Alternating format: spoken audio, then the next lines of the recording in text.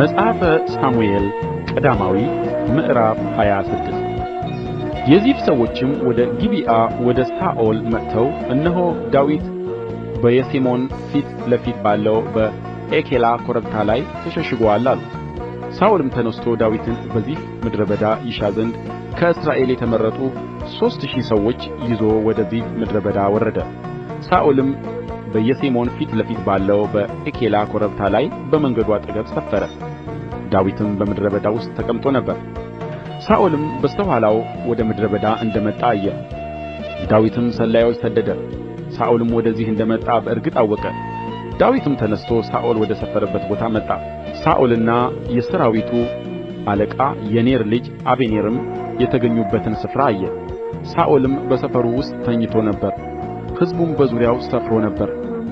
ዳዊትም ኬጢያዊውን አቢሜሌክንና የጽሩያን ልጅ የኢዮአብን ወንድም አቢሳን ወደ ሳኦል ወደ ሰፈሩ ከእኔ ጋር የሚወርድ ማን ነው ብሎ ጠየቃቸው። አቢሳም እኔ ከአንተ ጋር እወርዳለሁ አለ።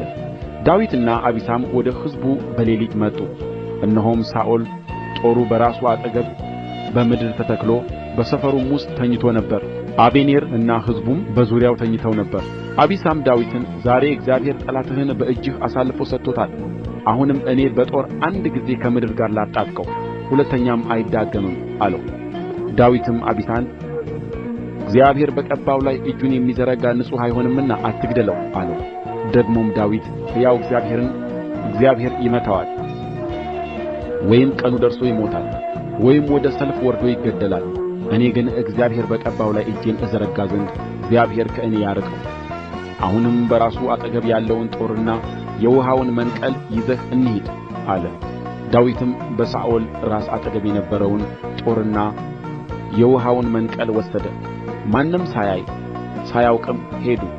ከእግዚአብሔርም ዘንድ ከባድ እንቅልፍ ወድቆባቸው ነበርና ሁሉ ተኝተው ነበር እንጂ የነቃ አልነበረም። ዳዊትም ወደዚያ ተሻገረ፣ በተራራማው ራስ ላይ ርቆ ቆመ።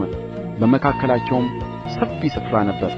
ዳዊትም ለሕዝቡና ለኔር ልጅ ለአበኔር አበኔር ሆይ አትመልስምን ብሎ ጮኸ። አበኔርም መልሶ ለንጉሥ የምትጮኸው አንተ ማን ነህ? ዳዊትም አበኔርን አንተ ጕልማሳ አይደለህምን? በእስራኤል ዘንድ አንተን የሚመስል ማን ነው? ጌታህን ንጉሡን ለመግደል አንድ ሰው ገብቶ ነበርና ጌታህን ንጉሡን የማትጠብቅ ስለምን ነው? ይህ ያደረግኸው ነገር መልካም አይደለም። ሕያው እግዚአብሔርን እናንተ እግዚአብሔር የቀባውን ጌታችሁን አልጠበቃችሁምና ሞት ይገባችኋል።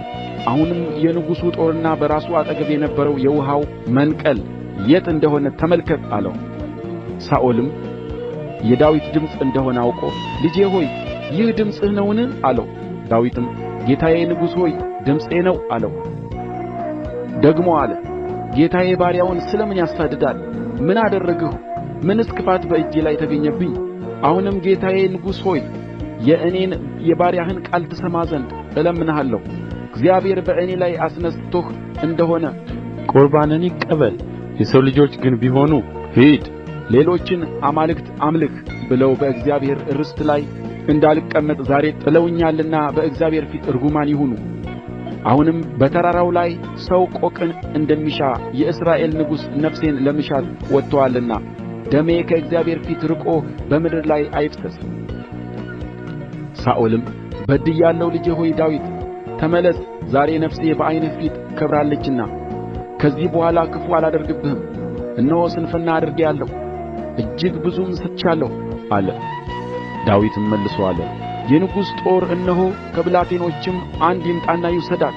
ዛሬም እግዚአብሔር በእጄ አሳልፎ ሰጥተው ሳለ እግዚአብሔር በቀባው ላይ እጄን እዘረጋ ዘንድ አልወደድሁምና ለሁሉ እያንዳንዱ እግዚአብሔር እንደ ጽድቁና እንደ እምነቱ ፍዳውን ይክፈለው። ነፍስህም ዛሬ በዓይኔ ፊት እንደ ከበረች እንዲሁ ነፍሴ በእግዚአብሔር ዓይን ፊት ትክበር፣ ከመከራም ሁሉ ያድነኝ። ሳኦል ዳዊትን ልጄ ዳዊት ሆይ ብሩክ ሁን፣ ማድረግን ታደርጋለህ፣ መቻልንም ትችላለህ አለው። ዳዊትም መንገዱን ሄደ። ሳኦልም ወደ ስፍራው ተመለሰ።